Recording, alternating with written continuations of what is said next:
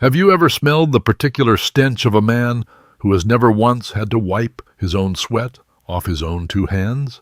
It's a nauseating blend of expensive cologne, unworn leather, and arrogance so thick you could varnish a table with it. I was breathing it in right that second, standing in the middle of the gold-drenched ballroom of the Alden Ridge Hotel, where my son was celebrating his engagement to the daughter of billionaire Thatcher Coalfield. Beckett yanked me into a dark corner near the kitchen doors. His hand, a hand that had never once swung a hammer in its life, was clamped around my forearm like a vice. "Dad, please," he hissed through his teeth. "Mr. Coalfield is about to give his toast. Sit at table 18, eat what's put in front of you, and for God's sake, don't open your mouth about your falling down carpentry sites. My whole future depends on tonight." He had no idea I already knew exactly how that future had been bought. On the center stage, Thatcher Coalfield raised his glass. The most powerful man on the eastern seaboard reached into his breast pocket and pulled out a tarnished bronze architect's compass.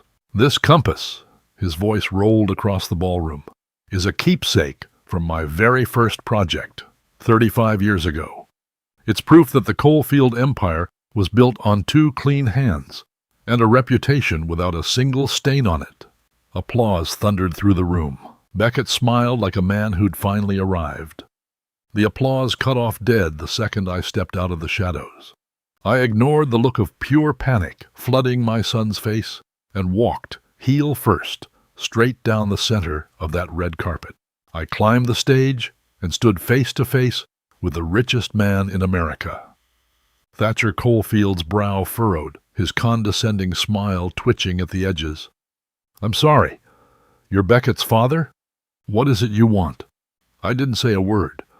I reached into the pocket of my cheap rental suit, pulled out a piece of rusted metal, and dropped it, with a single, deliberate clink, straight into his crystal champagne flute. It was a corroded federal ex-convict identification card, stamped with a number 448-9112. Thatcher looked down at it. In that instant, every drop of color drained out of his face. His breath caught in his throat.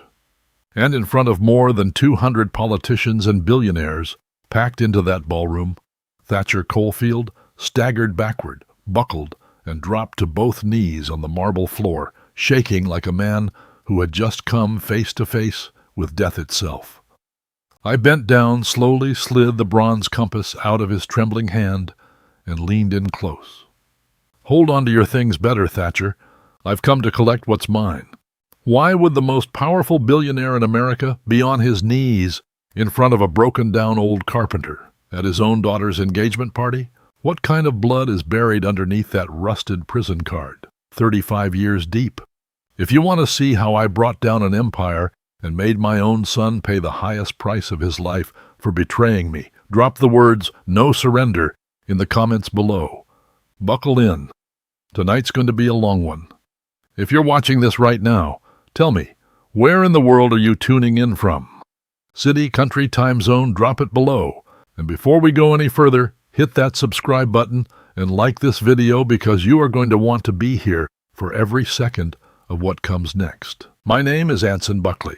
I am 68 years old, and for 41 of those years I have made my living with my hands, cutting joints, sanding beams, raising walls that are still standing long after the men who mocked them have forgotten their own names.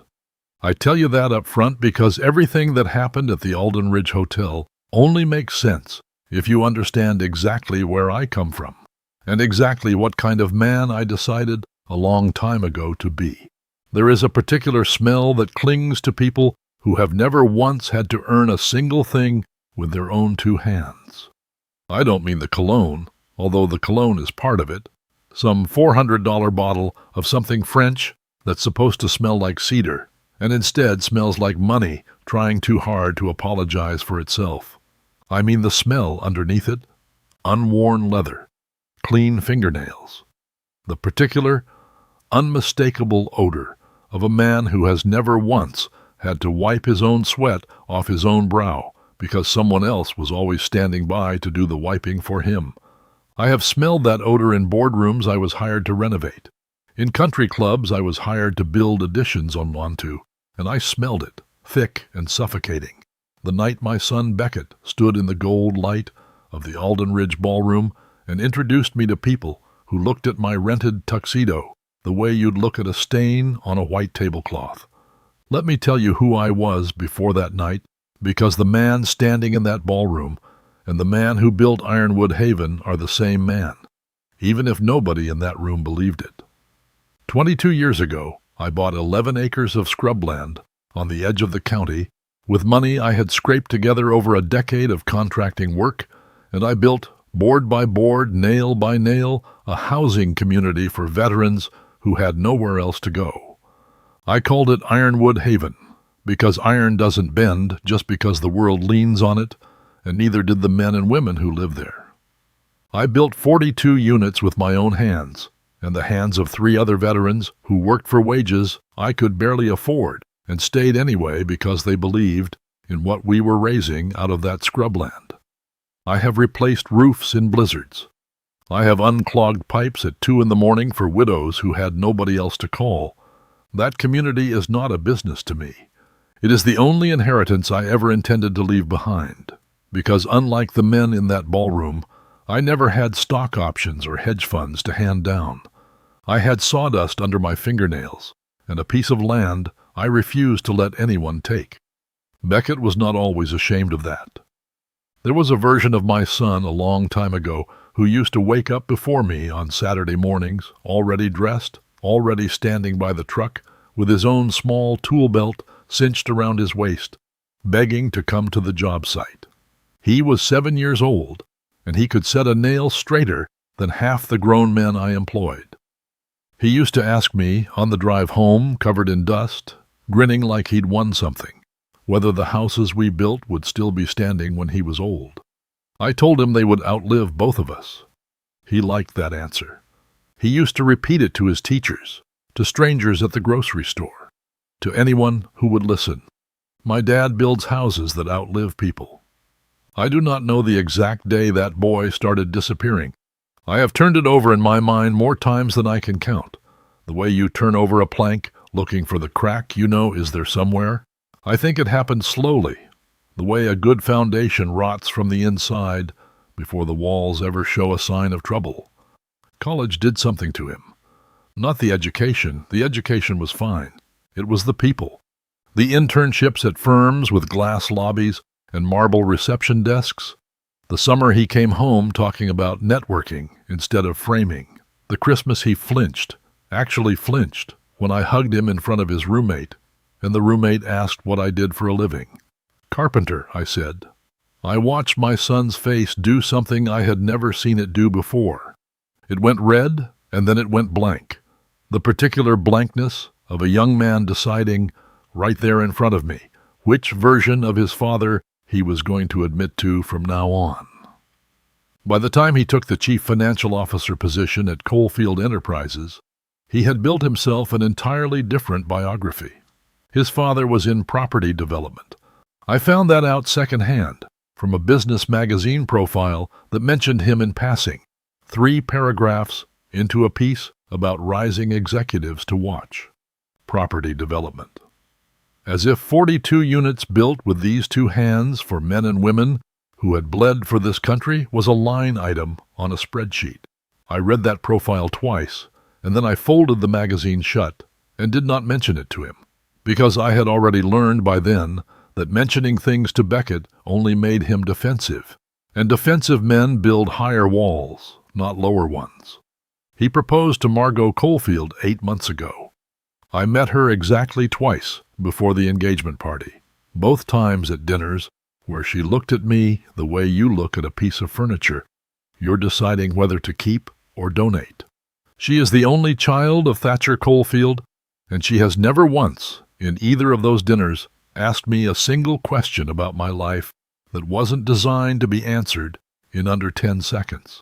I understood, watching my son court her, that he was not falling in love so much as he was applying for admission into a world he had convinced himself he deserved. And I understood something else, something that sat in my chest like a swallowed stone Every time I watched him laugh at one of Thatcher Coalfield's jokes a half-second too eagerly. My son was ashamed of the hands that built the roof over his childhood bedroom, and he had decided that shame was a debt he intended to pay off by any means necessary. I did not know yet exactly how far any means necessary was going to reach. That knowledge came to me on a Tuesday morning in April, 3 months before the party, delivered not by Beckett, but by a folded piece of paper and an old friend's granddaughter standing on my porch. Her name is Marisol Ochoa. Her grandfather, Walt Higgins, has lived at Ironwood Haven since the 3rd year I opened it, a former Army engineer who lost most of his hearing to an IED outside Kandahar and gained in exchange a set of eyes that miss absolutely nothing. Marisol works part-time at the county clerk's office, and she showed up at my door that Tuesday holding a notice from the city council, her face pale in a way I had learned over 68 years to take seriously. "Mr. Buckley," she said, "I don't think you've seen this yet." It was a rezoning and land acquisition notice. Ironwood Haven, all 11 acres of it, was listed as a proposed site for what the document called mixed commercial redevelopment, pending finalization of a private purchase agreement. My hands went cold reading it, the particular cold that has nothing to do with weather. I spent the next 3 days doing what I have always done when the ground shifts under me. I got quiet, and I went looking. I still have contacts from 40 years of contracting, inspectors, permit clerks, an old union buddy who now sits on a title insurance board. By the end of that week, I had pulled enough threads to know the name behind the purchase agreement. Coalfield Enterprises. My son's future father-in-law was trying to buy the ground my community stood on and pave a shopping plaza over the graves of men who had already given this country everything they had. And then I found the second name, the one that stopped my heart in my chest for a full 3 seconds before it started beating again, angrier than it had beaten in decades. The power of attorney for property disposition, the document authorizing the sale, bearing my signature, and the embossed seal of my own workshop, was signed, according to the county recorder's stamp, 8 months earlier.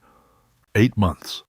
The exact same month Beckett had been named Chief Strategy Officer at Coalfield Enterprises. The exact same month he had asked Margot Coalfield to marry him. I never signed that document. I had never even seen it. My son had copied my workshop's seal, forged my signature onto federal paperwork, and sold the ground his father built. The ground 42 veterans called home to buy himself a seat at a table he was too ashamed to admit he didn't belong at. I want you to understand something about me, because it matters for everything that comes after.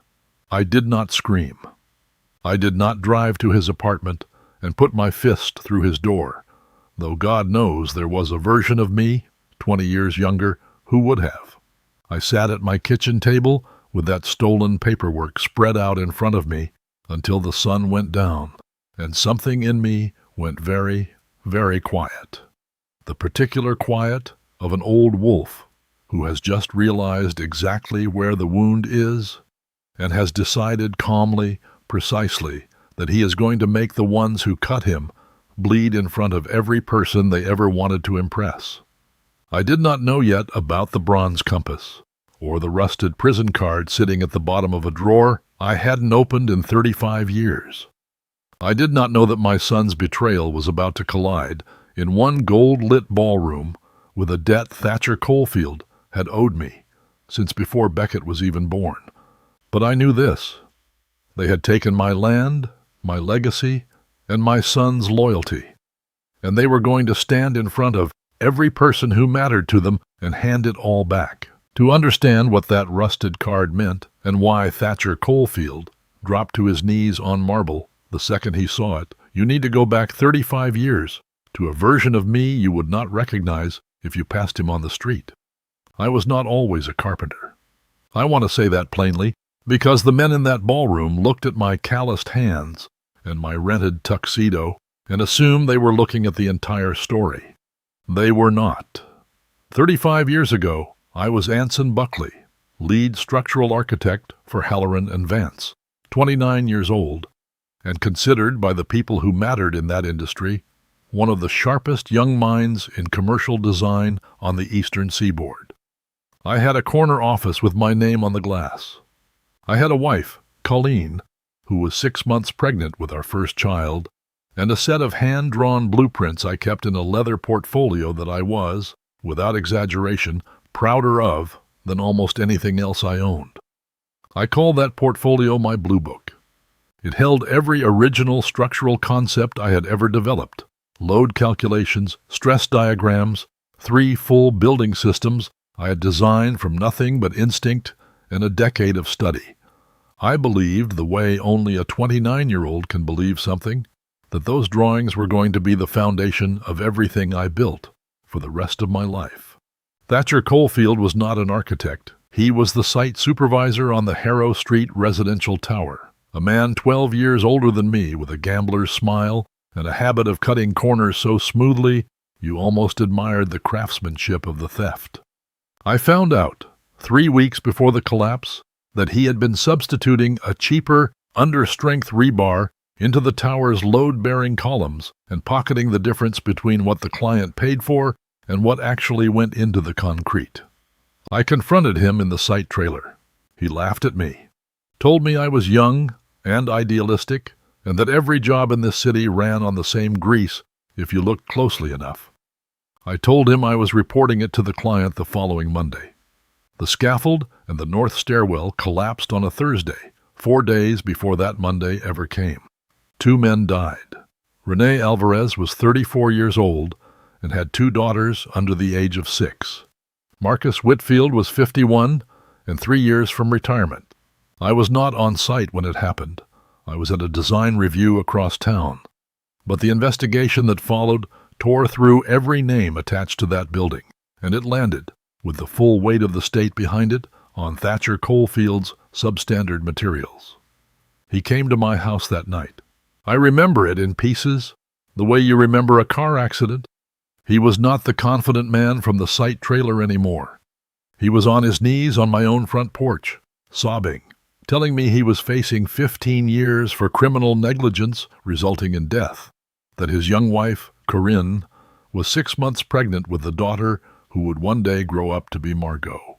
He told me Corinne had threatened more than once to end her own life if he went to prison and left her raising a child alone.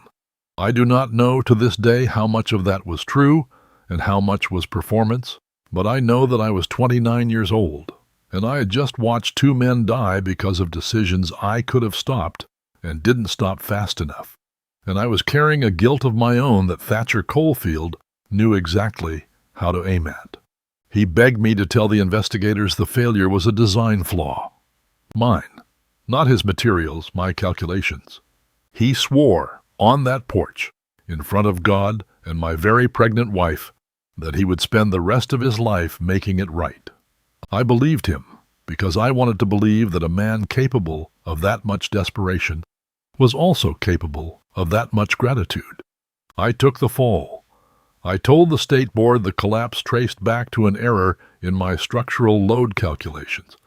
I surrendered my architectural license permanently, no appeal, no path back, and I was convicted of criminal negligence and sentenced to 4 years in the Rikers Island Correctional Facility. My daughter Nora was born while I was in a visitation room wearing a jumpsuit instead of a hospital gown. I served every day of that sentence under federal inmate number 448-912, and I want you to sit with that number for a second because it is going to matter again very soon. Thatcher Coalfield never once visited me. Not in 4 years, not a single letter. What he did instead, I did not learn until I was released, and it was far too late to do anything about it. While I sat in a 6-by-8 cell, doing calculations in my head to keep my mind from rotting, Thatcher walked into my old apartment. Colleen had already moved out, devastated and humiliated, taking Nora with her to live with her sister, and he took my Blue Book, my entire portfolio of original structural designs. He used my load-bearing innovations, my stress distribution concepts, the very mathematics that had made me one of the sharpest young minds on the eastern seaboard, to found coalfield enterprises from the ground up. Every glass tower that bears his name today, every award he has stood on a stage and accepted for structural innovation, traces its bones back to drawings I made at my kitchen table before I ever set foot in a prison cell. I came out of Rikers a 33-year-old man with no license, no career, no wife, and a daughter who did not know my face. I changed my legal name from the one printed on my birth certificate to Buckley, my mother's maiden name. I grew a beard I never fully shaved off again. I moved 4 states away, and I picked up a hammer instead of a slide rule, because a hammer does not care what happened to your license, and wood does not ask you to explain your record. I rebuilt my life one board at a time, and somewhere in that rebuilding I met a widow named Isadora Fenwick, a different Isadora, the one I would go on to spend the next 30 years with. And I raised Beckett, and eventually welcomed my daughter Nora back into my life once she was old enough to seek me out on her own. Thatcher Coalfield never saw my face again after that porch. He built an empire on stolen mathematics and a stranger's ruined name, and because I had vanished so completely, new name, new beard, new state, new trade, he had absolutely no reason to suspect when his daughter brought home a chief strategy officer named Beckett Buckley that he was about to sit across a dinner table from the son of the man whose life he had hollowed out to build his own. I found that out for certain the week after Marisol Ochoa showed me the rezoning notice. I drove alone back to the old neighborhood near Rikers, where I still had one contact left, a retired corrections officer named Frank Sabo, who had processed my intake 35 years earlier, and who, remarkably, remembered my face the second I walked back through his door. Records like mine are supposed to be sealed, purged, forgotten. But Frank had kept a small personal archive over his career, an old man's stubborn habit of holding on to pieces of the past nobody else thought mattered anymore. He had my intake card, rusted, corroded at the edges, my federal number stamped into aluminum that had survived 3.5 decades in a shoebox in his garage. He handed it to me without a word, the way you hand a soldier back his dog tags. I also spent that month building the second half of my weapon. Not sentiment this time, but steel. I called a lawyer I had used years earlier to set up the ownership structure for Ironwood Haven, and I confirmed what I already believed to be true. 5 years earlier, on the advice of that same lawyer, I had transferred full title of the Ironwood Haven property into an irrevocable trust benefiting the veterans who lived there, specifically to protect it from exactly this kind of maneuver. No signature of mine, forged or otherwise, could touch that land. Beckett had sold ground he never had the legal power to sell in the first place. I had the compass. I had the card. I had the trust. All I needed now was a room full of witnesses, and a bronze keepsake Thatcher Coalfield was foolish enough to plan on holding up in front of 200 people as proof of his clean hands. The Alden Ridge Hotel sits on a corner of the city where every doorman has been trained to smile at you exactly as much as your suit tells him you're worth. I want you to picture it clearly, because the picture matters. Marble floors polished to the point of looking wet. A ceiling dripping with crystal chandeliers that cost more than every unit at Ironwood Haven combined. A string quartet playing something restrained and expensive near the entrance, the kind of music designed to make you feel, the second you walk in, that you have entered a room where the ordinary rules of the world have been quietly suspended for the comfort of people who no longer have to live by them. Even the air smelled expensive, white lilies, warm wax, and underneath it all, the particular starched scent of money that has never once had to justify itself to anybody. I wore the only suit I own that isn't dusted with sawdust, a charcoal rental I picked up 2 days earlier, the kind of suit that fits a mannequin perfectly and fits a 68-year-old carpenter's shoulders like a compromise nobody bothered to negotiate. My wife, Isadora, wore the green dress she'd worn to every important night of our married life, Beckett's college graduation, our 30th anniversary, her sister's retirement dinner, and she looked, in that gaudy room, like the only real thing in it. Beckett met us at the entrance, and I watched his eyes do the same inventory the doormen's eyes had done. Suit, shoes, the small brown paper bag I was carrying that held nothing more dangerous than a folded document and a rusted piece of aluminum. "Dad, please," he said again, quieter this time, closer to pleading than commanding. "Table 18. Eat, smile, and let tonight be about something other than you and me." I did not answer him with anger. I answered him with something worse, something I'd learned to do over 4 decades of watching men underestimate what silence means. I simply looked at him long enough that he had to look away first, and I let him wonder exactly how much of the evening was going to go according to his plan. Table 18 was positioned, I noticed immediately, at the precise geometric distance from the head table that communicated everything without a single word being spoken. Close enough to see, far enough that joining the conversation would have required an obvious, humiliating effort. I have built enough banquet halls in my life to recognize architecture designed to make certain people feel small, and I recognized it here immediately in the seating chart itself, before a single course had even been served. Thatcher Coalfield held court near the bar the way I remembered he always had, the same gambler's smile, 35 years heavier and considerably better tailored. He shook my hand with a grip calibrated to communicate dominance, without quite crossing into rudeness. "Anson, is it? Beckett's told us so little about you." His eyes moved over my rented suit the same way the doorman's had. "Property development, I understand."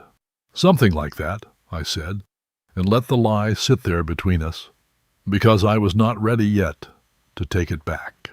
Corinne Coalfield, his wife, offered a smile with no weight behind it, and asked Isadora, within the first 90 seconds of meeting her, where she'd found her dress, in a tone that made the word "found" sound like an accusation rather than a question. Margot Coalfield did not offer a handshake at all. She looked at me the way you look at a delivery driver standing too long in your doorway. Present, mildly inconvenient, not worth the effort of full attention. Dinner arrived in courses I couldn't have named if my life depended on it, and for the better part of an hour, nobody at that table asked Isadora or me a single question that wasn't designed to be answered and dismissed in under 10 seconds. We were furniture, expensive-looking furniture that had accidentally been seated near the good china. Thatcher told a long story about a golf trip involving a helicopter landing on a cliffside green. Corinne described in exhausting detail the imported tile in their lake house renovation. Nobody once turned to ask what 41 years on a job site actually teaches a man. It was Margot who finally decided we were worth her attention, and she decided it the way a cat decides a wounded bird is worth its attention, not out of hunger, but out of boredom and the simple pleasure of the chase. "Mr. Buckley," she said, loud enough to carry to the 3 nearest tables, her wine glass held with 2 careless fingers. "Beckett tells us you still run some kind of little workshop. That must be sweet. Is it hard keeping a small business like that afloat these days? I hear lumber prices have gotten simply dreadful this year." She let the pause hang exactly as long as it needed to land. "I do hope it's at least enough that you're not having to ask Beckett for help every month." I set my fork down. I have spent 40 years being underestimated by people exactly like Margot Coalfield, and I have learned that the correct response is never volume. It is precision. "Lumber prices are up," I agreed pleasantly, "but I've never once, in 41 years, built anything that needed a second opinion from a man who's never held a hammer heavier than a gavel at a shareholder meeting. You'll forgive me if I don't take business advice from someone who's never signed her own name on anything that mattered in her life." A few nearby conversations paused. Margot's smile flickered, recalibrated, came back sharper. "That's cute. Julian, Beckett, did mention you've got a bit of a temper about your little projects." "I don't have a temper," I said. "I have standards. There's a difference, And it's the same difference between a house that stands and one that only looks pretty for exactly as long as it takes the first storm to come looking for it. Isadora's hand found mine under the table, not to stop me. She has never once, in 30 years, asked me to make myself smaller for someone else's comfort, but to remind me she was there, steady, entirely unbothered by any of it. Across the table, I watched something flicker behind Margot's eyes that wasn't quite anger. It was closer to recalculation, the look of a woman realizing the wounded bird had claws after all. Thatcher set his fork down and leaned back with the comfortable smugness of a man who has not had to worry about a dinner bill in 3 decades. Roy. Anson, he corrected himself. And I noted privately, with something colder than amusement, that even my own name didn't matter enough to him to remember on the first try. 38 years at the same trade. That's admirable. Consistency like that is rare these days. He made the word consistency sound like a polite synonym for something considerably smaller. It teaches you things, I said. 41 years in the same trade teaches you exactly what things are worth, and exactly how fast you can tell when someone's trying to build a life on a foundation that isn't theirs to build on. The table went quiet in a way that had nothing to do with the string quartet. Thatcher held his smile a beat too long, the practiced smile of a man used to conversations bending back in his favor before he even has to work for it, and reached for his wine. "Charming," he said. "I try," I said, and I meant it as a warning, though nobody at that table was equipped, yet to hear it as one. It was Beckett who broke first. He leaned toward me under the noise of the room, his hand landing on my shoulder from behind, his voice pitched low and urgent in my ear. "Dad, please, sit down. Don't make this worse than it already—" He stopped himself, but not soon enough. Worse than it already is. Not worse for me. Not worse for his mother, sitting 3 feet away, absorbing every small cruelty. Margot Caulfield had spent the last hour delivering with a smile stitched carefully onto her face. Worse for him, for the deal, for the particular version of his future that required this entire room to keep thinking well of him a little while longer. I looked at my son, really looked at him. The way you look at a beam you've just discovered is rotted clean through the middle and are trying to decide whether it's worth saving. "I see you, Beckett," I said, quiet enough that only he could hear it. "I see exactly what you're protecting right now, and it isn't me, and it isn't your mother." He didn't answer. He pulled his hand back and sat down heavily in his chair, and something in his face told me he had heard exactly what I meant, even if he wasn't yet ready to admit it to himself or to anyone else at that table. I picked my fork back up. I ate. I let the room believe for a little while longer that the evening was proceeding exactly as they'd planned it, that the old carpenter at table 18 was going to sit quietly through his son's big night the way he'd apparently sat quietly through everything else.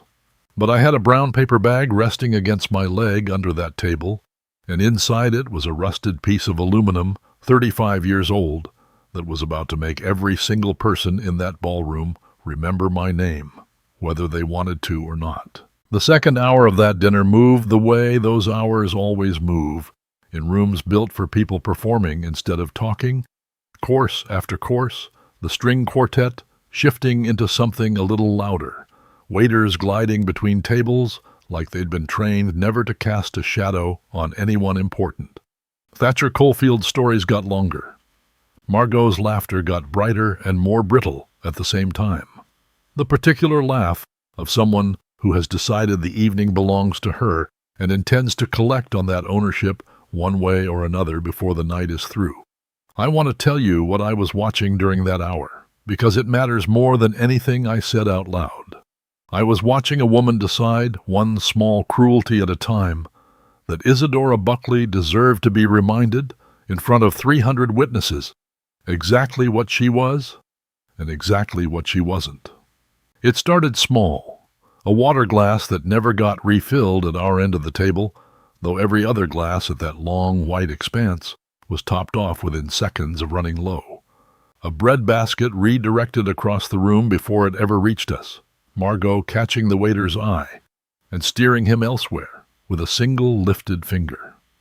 Isadora's small clutch purse, set on the seat beside her, mysteriously relocated to the floor while she'd stepped away to the restroom. Nothing dramatic, nothing you could point at and call cruelty out loud in polite company. Just a slow, patient removal of small dignities, delivered with a smile stitched carefully into place. The kind of campaign that only works if the target refuses to give you the satisfaction of a reaction. Isadora gave her nothing. I watched my wife absorb every single one of those small humiliations with her spine getting straighter, not more bent, and I understood watching her exactly why I had married her 40 years ago and never once regretted a single day of it, not even the hard ones. Then, near the center of the room, a passing waiter's tray tilted, glasses shifting, and in the brief ripple of attention that followed, heads turning, a small collective intake of breath, the waiter steadying his load with both hands. Margot moved. She rose from her seat with her wine glass held loosely between two fingers and crossed toward our end of the table with the relaxed sociability of a woman strolling through her own living room. She stopped beside Isadora, reached past her toward a folded napkin, and as her arm pulled back, the glass tilted, and a full pour of red wine came down the front of Isadora's green dress in a single, unbroken sheet. Isadora stood. She looked down at the spreading stain on fabric she had ironed herself that afternoon on our kitchen table, the same way she has ironed that same dress before every important night of our 30 years together. Beckett's graduation, our 30th anniversary, her sister's retirement dinner, and her lips pressed thin and white at the edges. Margot's hand flew to her mouth. "Oh my goodness," she said, pitched exactly loud enough to carry to the 4 nearest tables. "I'm so sorry." She spilled it all over herself. She turned to Beckett with an expression of manufactured concern that didn't reach anywhere near her eyes. "Beckett, your mother really does need to be more careful around glassware." The room turned to look. I felt something rise up through my chest that I am not going to name here, because naming it would require language I don't use in front of my own wife, but I let it pass through me and settle, because I had spent 3 months building toward this exact night, and I was not going to let 30 seconds of manufactured chaos spend my ammunition early. Isadora didn't need me to speak for her. Her chin came up. Her voice, when it came, was quiet and level enough that the nearest tables leaned in to catch it. "I didn't spill anything, Margot. You know that as well as I do." Margot's eyebrows rose in practiced offense. "Excuse me, are you calling me a liar in front of my own family's guests?" Beckett was on his feet before I'd finished registering he'd moved, his hand landing on my shoulder from behind, his voice tight in my ear. "Dad, please, sit down. Don't make this—" I took his hand off my shoulder slowly, deliberately, and I did not sit down. Margot reached toward Isadora's collar with 2 fingers, her voice suddenly warm with false concern. "Here, let me help you with that." And her fingers caught the fabric at the shoulder seam and pulled. The sound of the tear cut through that ballroom like something snapping under pressure that had been building for far longer than one evening. Clean, final. The kind of sound 300 people hear once and do not forget for the rest of their lives. The green fabric peeled back across Isadora's shoulder, and the room fell into a silence that had actual weight to it, not the polite quiet of a crowd waiting for a toast to begin, but the airless quiet of people who have just witnessed something they don't yet have a category for. I moved toward my wife. I did not care, in that moment, about the envelope in my jacket pocket, or the timing I had planned for months, or any of it. I cared about the look on Isadora's face, and it was not the look of a wounded woman. It was the look of someone who had decided, in the space of one torn seam, that she was done being small in a room that had spent an entire hour trying to make her that way. "You wanted this room to see something tonight," Isadora said, her voice steady in a way that silenced whatever murmuring had started around us. "All right, now they see it. I have cleaned other people's floors for extra money. In years my husband's hammer couldn't cover it alone, and I have never once been ashamed of a single hour of that work. I raised 2 children on a carpenter's wages, and I am prouder of that than anything in this room could ever buy with a checkbook." She looked directly at Margot. "That is who I am. You can make of it whatever you like." Nobody moved. Somewhere near the bar I heard Thatcher's voice, low and strangled, say his daughter's name once, like a man trying to call someone back from a ledge he hadn't noticed her walking toward. Margot didn't answer him. She was staring at her own hand, the one that had torn the fabric, like it belonged to somebody else entirely. That was my moment, and I took it. I stepped away from Isadora and walked toward the center of the room, toward the stage where Thatcher Coalfield stood frozen, one hand still resting on the microphone stand, from the toast he'd given only minutes before I stepped out of that dark corner near the kitchen doors. I ignored Beckett's hand grabbing for my sleeve. I ignored the 200 faces turning to track me across that red carpet, like a single-held breath moving through the room. I climbed the 3 short steps onto the stage, and I stood for the first time, in 35 years, close enough to Thatcher Coalfield to smell the same cologne I'd smelled the night he wept on my front porch, begging me to save him. He still had the bronze compass in his hand. "I'm sorry," he said, his composure cracking at the edges, his eyes flicking between me and his daughter's torn dress and back again. "You're Beckett's father? What exactly do you think you're doing?" I didn't answer him with words. I reached into the pocket of my rented jacket and pulled out the small, rusted piece of aluminum I had carried in a shoebox for 35 years, and I dropped it, deliberately, into the crystal champagne flute still sitting on the podium in front of him. It landed with a single, clean, unmistakable clink against the glass. Thatcher looked down. Federal inmate identification, corroded at the edges, a number stamped into aluminum that had survived 3.5 decades exactly for this moment, 448-912. I watched every drop of color leave his face at once. His breath caught somewhere high in his chest and refused to come back down. And in front of more than 200 of the most powerful people on the eastern seaboard, Thatcher Coalfield staggered backward, one hand grasping at empty air, and dropped to both knees on the cold marble floor, shaking like a man who had just watched 35 years of carefully constructed distance collapse in a single second. I bent down slowly and I slid the bronze compass out of his trembling fingers.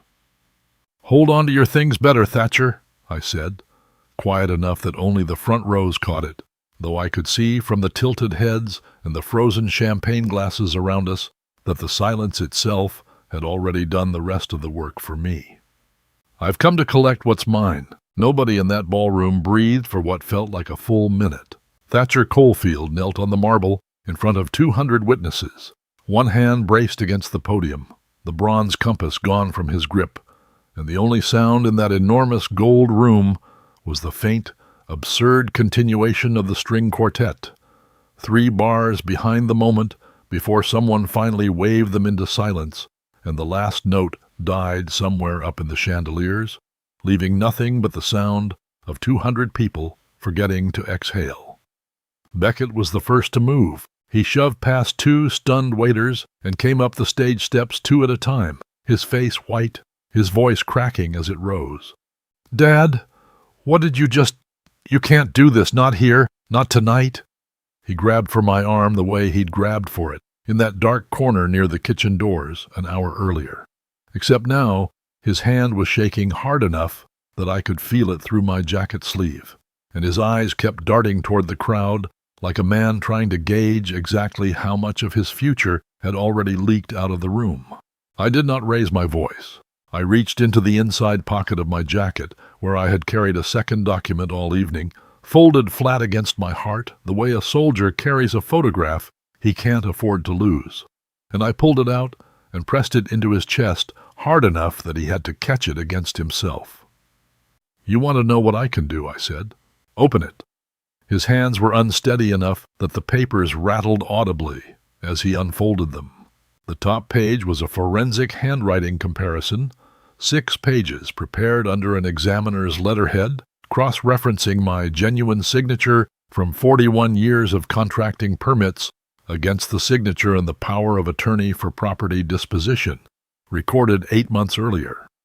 My daughter Nora had spent 6 weeks putting that report together, working evenings after her regular job, telling nobody but me what she was building.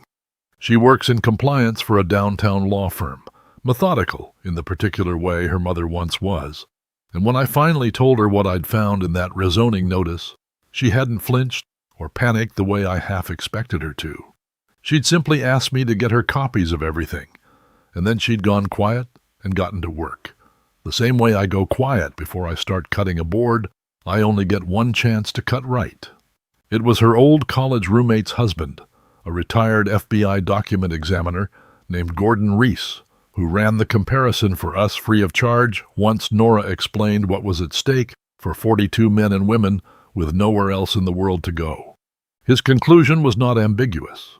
The signature on the property filing was not mine. It wasn't even a particularly skilled forgery.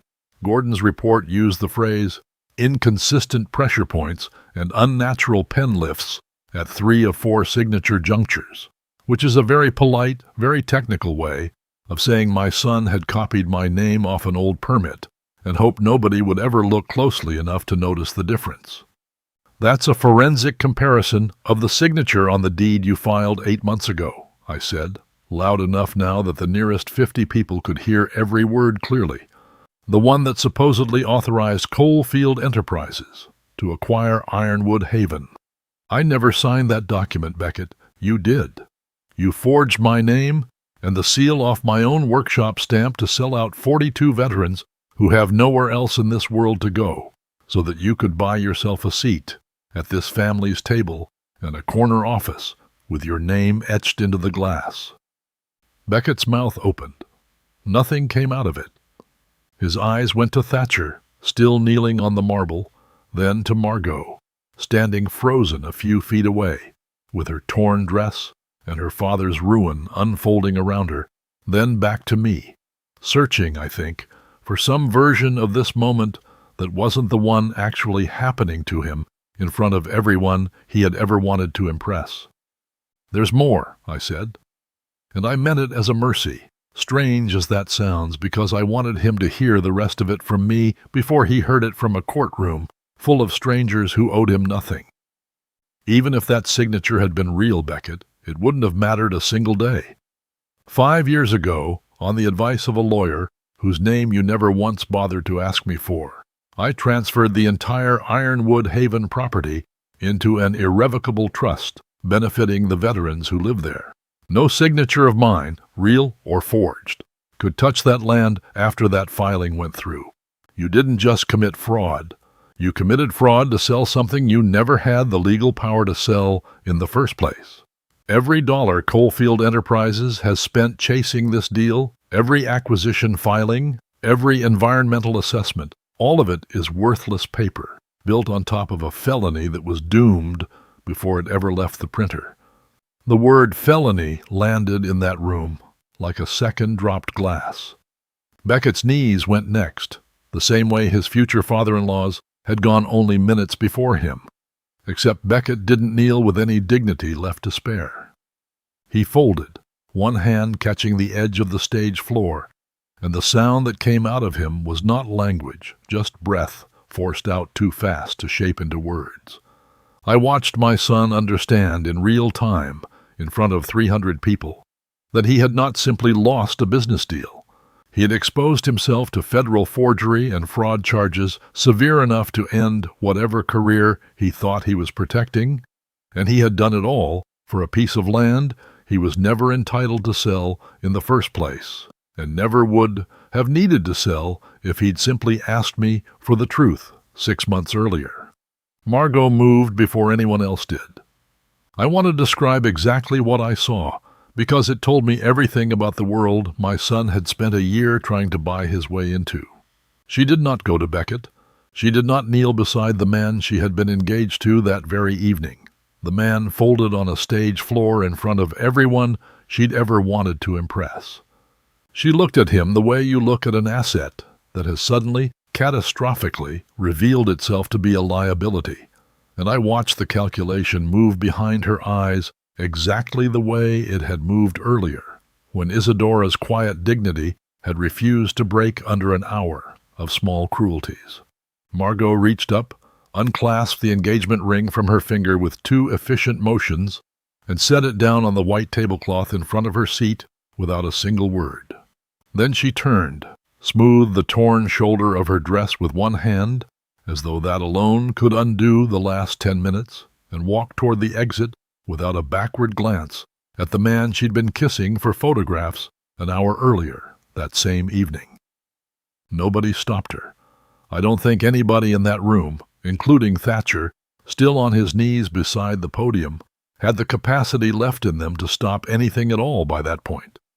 I looked down at my son, still folded on the stage floor, still holding Gordon Reese's report against his chest with both trembling hands, and something in me that had been braced and cold for 3 straight months finally allowed itself to feel the full weight of what I was watching. This was still my boy, the same boy who used to wake up before me on Saturday mornings, small tool belt cinched too loose around his waist, begging to come to the job site before the sun was even fully up over the trees. I hadn't stopped loving him somewhere between that porch 35 years ago and this stage tonight. I had simply stopped being willing to let that love excuse what he'd done to the people who trusted both of us with everything they had. I want everyone in this room to hear the rest of it, I said, and my voice, when it came, was steadier than I expected it to be. Not because I want an audience for my son's worst night of his life, because every person in this room spent the last hour deciding who Isadora Buckley and I were based on a rented suit and a green dress, and they deserve the truth before they walk out of here tonight and repeat a version of it that isn't accurate. Thatcher Coalfield, still on his knees, lifted his head and looked at me with an expression I had genuinely never expected to see on that face. Not fear anymore, not shock. Something closer to recognition, the slow, sickening arithmetic of a man finally understanding exactly whose entire life he had built his own on top of, board by stolen board. "Anson," he said, and it was the first time in 35 years he had said my real name out loud instead of the polite stranger's greeting he'd used all evening. "Oh, God, it's you. It was you the whole time. It was me," I said to Thatcher, and I let the words sit in that silent ballroom exactly as long as they needed to. Anson Buckley, formerly Anson Vance, if that name means anything to you at all anymore. Lead structural architect on the Harrow Street Tower. Federal inmate, 448-912. 35 years, Thatcher. 35 years, and you never once looked for the man whose name you buried, only for the mathematics he left behind in a leather portfolio you walked off with while I was sitting in a cell for a crime that belonged entirely to you. He didn't argue. That is the part I want you to understand, because I had spent 3 months rehearsing for a fight, and what I got instead was a man too hollowed out to put one up. "The Blue Book," he said, so quietly I almost didn't catch it over the murmur building around us. "You kept it in your kitchen. I told myself for years it didn't matter, that the ideas were good enough to belong to whoever actually built them into something real. They belonged to the man who drew them," I said. "You just never had to answer for stealing them, because you made certain I disappeared first, and disappeared men don't usually come back to collect." I hadn't planned to say much more than that on the stage itself. What I had planned 3 months in advance, sitting at my own kitchen table, with a phone in my hand at 11 o'clock at night, was a different kind of reckoning entirely, one that didn't need me standing in a ballroom to finish itself. 2 days before that party, I had placed a call to a woman named Callie Renshaw, an investigative reporter for the city's largest paper, whose byline I'd followed for the better part of a year because she wrote about land deals and displaced neighborhoods the way most people write about crime scenes, with the assumption that somebody, eventually, ought to be held accountable for what happened. I met her at a diner on the edge of downtown and laid out copies, never originals, of the rezoning notice, the acquisition filings, the consulting paperwork connecting Beckett's name to Coalfield Enterprises, and the forensic report Nora and Gordon Reese had built together over 6 careful weeks. I told her about Ironwood Haven, about the cemetery corner where 3 former residents were buried because their families couldn't afford anywhere else to lay them to rest, about 41 years of trying to build something that would outlast me, and about the 11 acres someone had decided, from a boardroom I'd never once been invited into, wasn't worth as much as a shopping plaza. Kelly asked exactly one question before she agreed to run the story. "Is any of this going to fall apart if I dig deeper?" "No," I told her. "It's going to hold up better the deeper you dig into it." She was in that ballroom that night, dressed like any other guest, notebook nowhere visible, and I caught her eye once across the room, before the wine ever hit Isadora's dress, and I gave her nothing more than a small nod. By the time Thatcher Coalfield hit his knees on that marble floor, Kelly Renshaw already had everything she needed sitting quietly in her notes, and by the following morning, everything she needed was sitting on the front page of the city's largest paper as well, above the fold, impossible to miss over morning coffee anywhere in the county. The story broke at 6 in the morning, the way these things do now, online first, then radio, then the kind of unstoppable momentum no public relations department on Earth can outrun once it's loose. Callie's reporting was careful and devastating in equal measure. She laid out in plain, unadorned language exactly how a man who built an empire on stolen structural blueprints had spent 3 decades letting the world believe those ideas were entirely his own, and exactly how his company had quietly spent 18 months trying to erase a community of veterans off a map to build a shopping plaza on top of them. She didn't need to editorialize a single sentence. The documents did all the work themselves, the way good documentation always does when it's finally allowed to see daylight. By 9 that morning, Coalfield Enterprises stock had dropped 11% before the opening bell had even finished ringing. By noon, it had dropped another 6%. Financial reporters who had spent years writing admiring profiles of Thatcher Coalfield's self-made rise were suddenly scrambling to find anyone who remembered the Harrow Street collapse 35 years earlier, and what they found, once they started looking, didn't take much digging at all. 2 men had died on that job site. A young architect had gone to prison for a structural failure that, according to the newly surfaced material safety records Kelly had also obtained through a records request, had far more to do with the substandard rebar Thatcher Coalfield had personally authorized than any calculation error on my part. The board of Coalfield Enterprises called an emergency session that same afternoon. I didn't attend, obviously, but Callie's follow-up reporting the next week laid it out in careful detail. The board, facing a stock collapse and the very real threat of a securities fraud investigation tied to the fraudulent Ironwood Haven acquisition filings, forced Thatcher's resignation within 72 hours of the story breaking. He didn't fight it. I don't think by that point he had much fight left in him to spend on anything. Beckett's fate moved on a separate, slower track, and I want to be honest that I did not shield him from any of it, even in the weeks when watching it happen made my chest ache in ways my doctor had already warned me to take seriously. The consulting agreement between Beckett and Coalfield Enterprises was voided the same week Thatcher resigned, but the forensic evidence Nora and Gordon Reese had compiled did not simply vanish once the deal collapsed. The district attorney's office opened a formal inquiry into the forged deed within 10 days of Callie's story running, and Beckett retained a defense attorney out of his own dwindling savings, because I made it clear, gently but without room for negotiation, that I would not be paying for a lawyer to defend a felony committed against 42 of my own neighbors.